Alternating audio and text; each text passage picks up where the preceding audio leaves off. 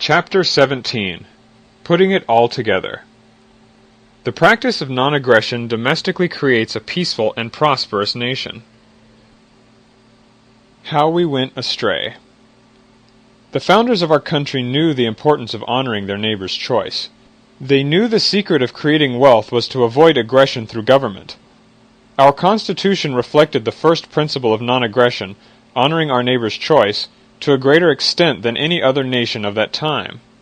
Consequently, we became the wealthiest country in the world. The second principle of non-aggression was not so well established, however. When individuals stole, defrauded, or attacked an innocent neighbor, they were not usually required to right their wrongs. The focus was on punishing the criminal without necessarily restoring the victim. When wrongs were not righted, crime paid, so it grew and flourished. In frustration, Americans tried to fight fire with fire, but they only increased the size of the blaze. Those who lied about their medical credentials were not required to make their victims whole again. Instead, the guns of government were used to enforce licensing laws for medical practitioners. Those who sold untested medicines while claiming they were safe paid fines to the government, but rarely compensated their victims fully. Trying to make up for a breadwinner's death might take a lifetime. Such a penalty would effectively deter those who would harm others. Instead of requiring aggressors to experience the fruits of their actions, Americans tried to deter aggression by becoming aggressors themselves. Aggression through government was instituted in an attempt to deter aggression by individuals. As always, more aggression only made a bad situation worse. In the field of healthcare, medical practitioners became expensive and less available, innovation was stymied, and the introduction of new pharmaceuticals was delayed or prevented. Licensing laws in other areas had the same adverse effects. The guns of government were used to prevent homesteading over vast areas of the country. The pyramid of power grew, giving control of our destinies to a powerful elite. Wealth creation slowed. Naturally, the poor were most adversely affected as the wealth pie shrank. Aggression through government limited wealth-creating options of the poor. If they could not gain a foothold on the ladder of affluence, they more frequently turned to stealing or drug dealing. Still others surrendered themselves to the elusive pleasures of mind-altering drugs. The justice system focused on enforcing aggression through government instead of defending against individual aggressors. Consequently, fewer thieves, murderers, and rapists were apprehended. Because taxpayers, not criminals, had to pay for the prisons, victims were robbed twice. Prisons became overcrowded and reduced sentences became common. Crime paid, and so it flourished. As crime grew, the police and court systems were unable to cope. As an exclusive, subsidized government monopoly, the justice system was less efficient and more costly than it otherwise would have been. When justice was slow, criminal activity became more profitable and widespread. Fear of others permeated our culture.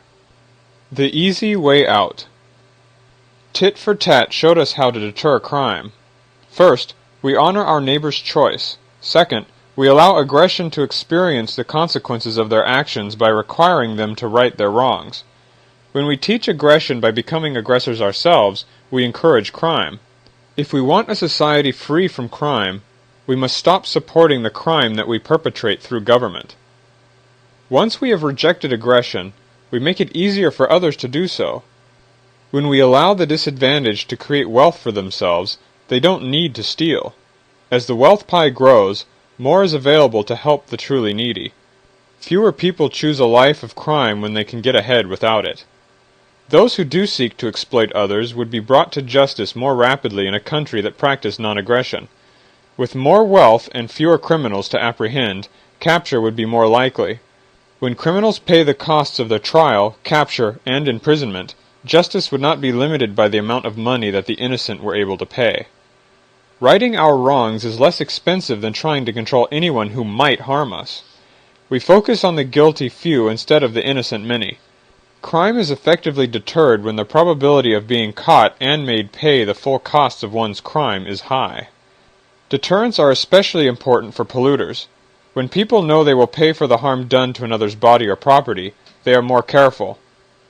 When criminals fully compensate their victims, they have truly paid their debt. A restored victim is a victim no longer. Bygones can truly be bygones when the damage is fully undone.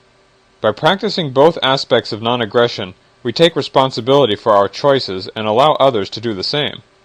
We treat all people as equals, equally free to choose and equally responsible for their choices. Healing our world and ourselves. When we attempt to force our choices on others, we are denying this reality. Not only does this denial perpetuate poverty and strife, it is directly harmful to our physical well-being as well. Aggressive type A personalities who are prone to heart attacks tend to blame others for their problems. A type A person in a political context might believe that selfish others are responsible for the world's woes. Type A's tend to view the world as a hostile place where doing unto others before they do unto you seems practical. As we've seen, our nation's laws reflect such attitudes. Could that be why heart disease is the #1 killer in the United States? Type C victim personalities are susceptible to cancer. They feel that they are helpless to acquire whatever they associate with happiness. In a socio-economic context, Type C people may believe themselves incapable of creating enough wealth to sustain themselves and their loved ones. They feel that they are victims of the system. Sometimes they might use this feeling of victimization as justification for stealing and harming others. These unhealthy attitudes fuel each other in a positive feedback AC loop. Type A beliefs lead to the aggression of licensing laws which prevent the disadvantaged from creating wealth for themselves and their loved ones. Type C people who can't reach the first rung of the ladder of affluence feel helpless to control their own destiny. Type A's then blame the plight of Type C individuals on the selfishness of others and propose the aggression of taxation to provide for these unfortunates. Charity by aggression ensnares more people in the poverty trap, reaffirming in the poor a Type C belief in their own helplessness. Could this be why cancer is our #2 killer and why the poor are more susceptible to it? People who tend to live the longest, Type S for self-actualized, believe that their happiness or unhappiness results from their own choices. Because Type S do not blame selfish others for their plight, they focus on doing whatever they can to help themselves. Since this attitude is most likely to result in accomplishing their goals, self-actualized people feel competent rather than helpless. In a political context, Type S personalities honor their neighbor's choice, because they do not see selfish others as the cause of their woes. In a society where aggressors right their wrongs, victims are restored. Consequently, there is little reason to feel like a helpless victim.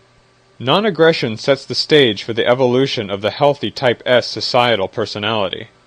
As long as we continue to be majorities and minorities, victims and aggressors, our society will be diseased, as individuals and as the body politic. When we practice non-aggression, we heal our world and ourselves. A nation that practiced non-aggression would enjoy physical and economic health. Such a nation would be wealthier than any other. With an ethic of respect, tolerance, and righting any wrongs, prosperity and tranquility would be the natural outcome. When we understand the cause of peace and plenty, we realize that these goals are well within our reach. When we stop trying to control others, we free ourselves from the bondage of war and poverty, disease and discontent.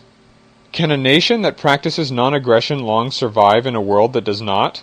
Once again, the computer game suggests that tit-for-tat, non-aggression, is highly likely to spread in a population of aggressors.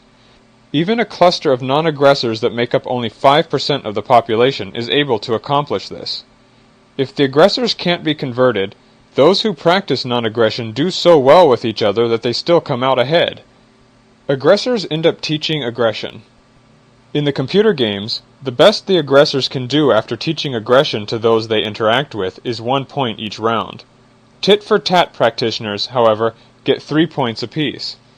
To the extent that real life has similar payoffs, non-aggression is many times more profitable than aggression. Selfish others will be converted to non-aggression because it pays off on an individual level. Altruists will practice non-aggression because it brings widespread peace and plenty. No matter how you look at it, non-aggression wins the game.